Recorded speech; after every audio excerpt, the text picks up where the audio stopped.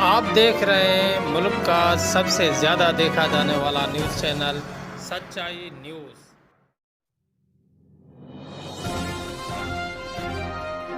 नाज़रीन, मदई जी खां इलाही बख़्श भुट्टे जी रिपोर्ट शामिल कंदा हलूं त मदई जी शेख महला वासी मेमण बिरादरीअ जूं औरतूं व्याज खोरनि खां तंग थी पाक किताब साण करे मदई जी थाणे ते पहुतियूं। थाणे ते पाक किताब खणी ईंदड़ औरतुनि ते मदई जी थाणे जो वॾो मुंशी मेहर सोलंकी ॾमिरजी पवण बैदि औरतुनि खे धिका ॾेई थाणे तां ॿाहिरि कढण बैदि दाबा ॾींदो रहियो।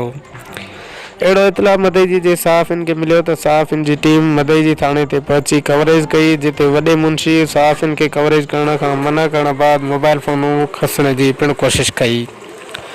उन मौक़े ते क़ुर पाक खणी ईंदड़ औरतुनि ऐं ग़ुलाम सरवर मेमण मीडिया अॻियां धाईंदे चयो त मदई जी शहर जे मशहूरु व्याज खोर अब्दुल फताह अरबाणी व्याज जे पैसनि लाइ घर ते कब्ज़ो करणु चाहे थो ऐं मदई जी पुलिस जी मदद सां मुख़्तलिफ़ केसनि में फासाइण जूं धमकियूं ॾेई रहियो आहे।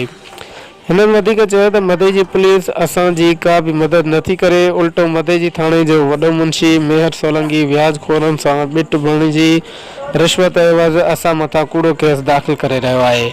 व्याज खोरनि ख़िलाफ़ पाक किताब खणी मदई जी थाणे ते पहुती आहियां।